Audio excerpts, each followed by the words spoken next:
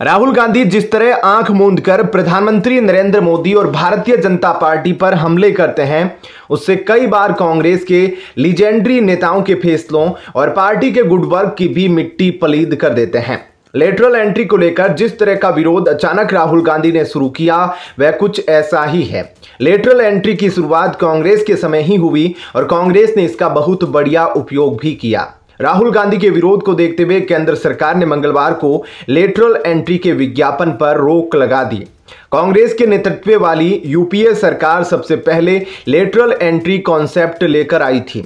साल 2005 में दूसरे प्रशासनिक सुधार आयोग का गठन किया गया और वरिष्ठ कांग्रेस नेता वीरप्पा मोइली इस आयोग के अध्यक्ष थे।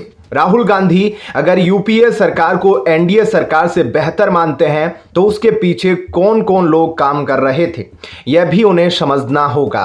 वरिष्ठ पत्रकार और विचारक दिलीप मंडल लिखते हैं कि यूपीए सरकार की नेशनल एडवाइजरी काउंसिल यह भारत के इतिहास की सबसे बड़ी लेटरल एंट्री थी, जिसने 10 साल तक देश पर सचमुच में राज किया।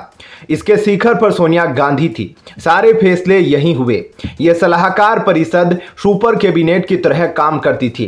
तथाकथित सुपर कैबिनेट की आलोचना भी होती थी। मनमोहन सरकार के अधिकतर फैसले यहीं से होते थे, लेकिन यह सभी फैसले यूपीए सरकार के लिए मील का पत्थर साबित हुए, जिन पर कांग्रेस आज भी गर्व कर सकती है। इस सलाहकार परिषद में कोई भी नियुक्ति आरक्षण के आधार पर नहीं हुई।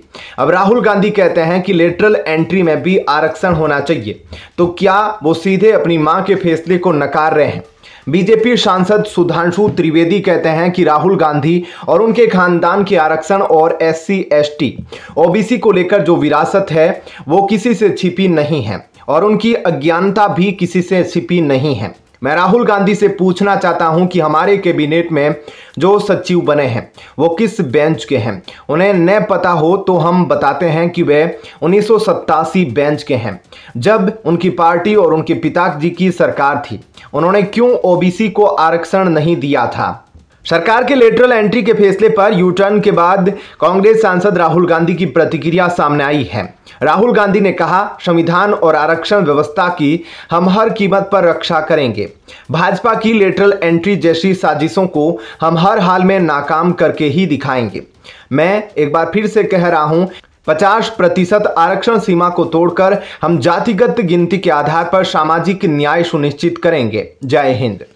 दरअसल राहुल गांधी पिछड़ों के आरक्षण और जाति जनगणना जैसी बातों पर जितना बीजेपी को घेरेंगे, उतना ही कांग्रेस के समय की खामियां उजागर होगी।